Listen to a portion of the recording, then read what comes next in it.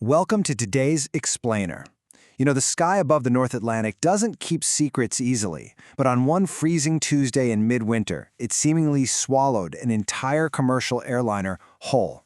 Today, we're unpacking the truly chilling disappearance of Flight 884. We're going to break down the official narrative, but more importantly, we're going to dive deep into the leaked digital data that changes absolutely everything we thought we knew about this tragedy.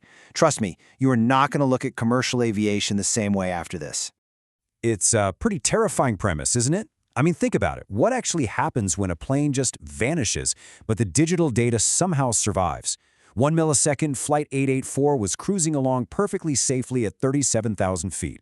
The next, it was just a blank space on a radar monitor at the Gander Oceanic Control Center. Now, the official story was that it suffered a catastrophic structural failure. But as we're about to see, that official story is about to be completely shattered by a digital footprint that stubbornly refused to die. Okay, let's dive right into this. 11. That's the magic number here. For exactly 11 minutes after Flight 84 dropped off public civilian radar, a secondary, low-frequency military satellite actually continued receiving automated pings from the aircraft. Those 11 minutes, they're the absolute key to this entire mystery. The plane hadn't disintegrated. It was completely intact, it was flying, and as this leaked data proves without a doubt, someone was deliberately guiding it down into the dark. So let's start with part 1, the official narrative of the crash of Flight 884. The official story paints this picture of explosions, total chaos, and a sudden end while cruising perfectly at 480 knots. And this public lie was spun incredibly fast. I mean, within 6 hours of a passing container ship spotting the debris field, the world was told an undetectable microcrack caused rapid, explosive decompression.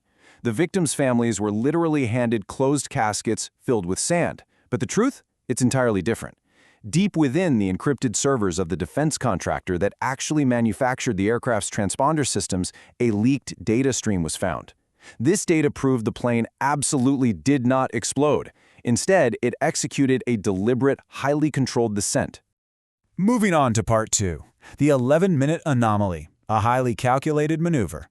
Let's walk through exactly what happened. At minute 0, the civilian radar goes totally dark. But look at minute 1.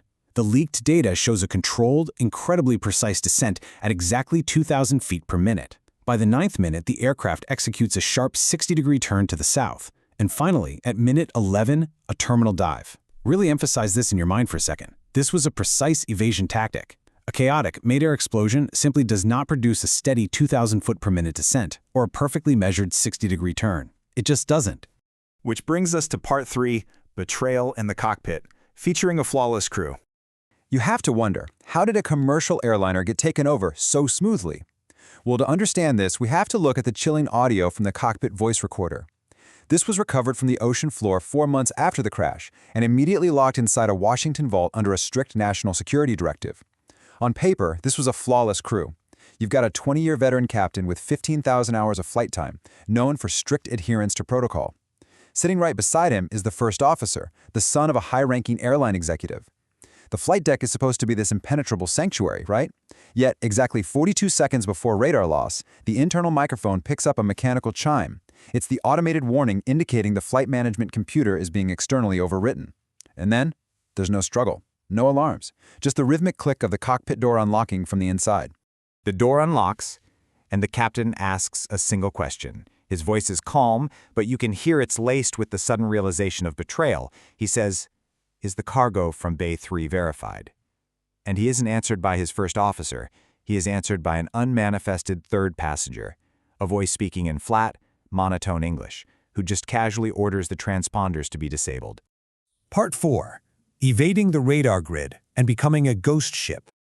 Once those transponders went offline to the rest of the world, Flight 884 was basically dead.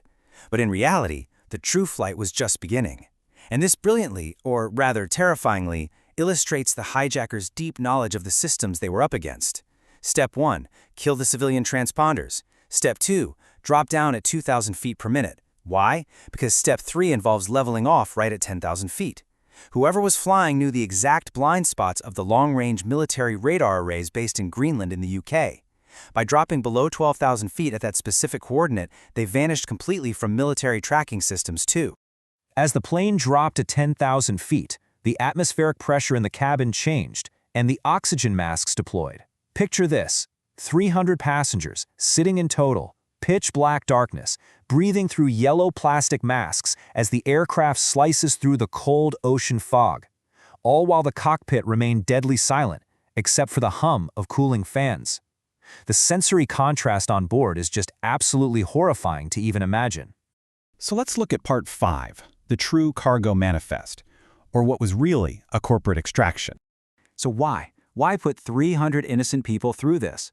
It all comes down to what was hidden in Bay 3, the payload that justified a multi-million-dollar corporate asset extraction completely disguised as a tragedy. The official manifest listed the cargo in Bay 3 as high-value diplomatic mail bound for an embassy in London. Now that's a very specific designation that legally exempts those crates from standard customs and X-ray screening. Handy, right?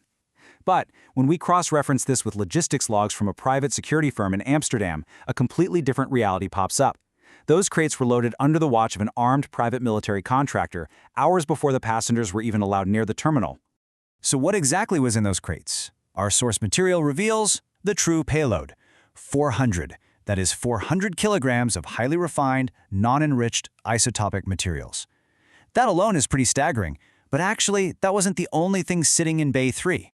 Right alongside those isotopes were stolen proprietary blueprints, specifically blueprints for a next-generation semiconductor technology that had mysteriously vanished from a California research lab just 3 weeks prior.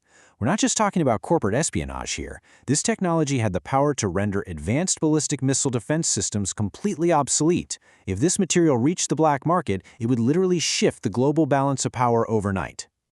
Which leads us to Part 6, the perfect cover-up, a precision scuttling. With the cargo secured and the radar totally evaded, the hijackers had one final task: make sure the plane was never, ever found. At the 9th minute of that secret data log, we see that 60-degree turn south. They weren't heading for a secret runway somewhere. No, they turned directly toward the Romanche Trench, which is over 20,000 feet deep. The individual at the controls deliberately pushed the yoke forward into a steep terminal dive. By using the aircraft's immense weight and gravity, they ensured that upon hitting the water at those insane speeds, the airframe would shatter into millions of unidentifiable fragments. It was a precision scuttling, purposefully designed to erase the cargo, the crew, and that unmanifested third passenger from existence. Honestly, the sheer scale of the cover-up that followed is just staggering. Look at how everyone handled this. The International Investigative Body, they released a report maintaining the live structural fatigue, completely omitting those 11 minutes of radar data, citing a vague maritime security clause. The victims' families, silenced with massive out-of-court settlements and rock-solid non-disclosure agreements. And the airline itself was quietly liquidated and rebranded under a parent company in a tax haven. The only reason we even know about this is because a senior systems analyst leaked that digital ghost data right before fleeing the country. So I really want to leave you with this final provocative thought. If a system decides it is literally cheaper to let 300 innocent people die than to let the truth surface, what else is flying in the dark? This explainer only scratches the surface of the aviation security apparatus and the corporate powers operating way above the clouds. I highly encourage you to dive deeper into the source material for yourself. Thank you so much for joining me today, and as always, keep questioning the narrative.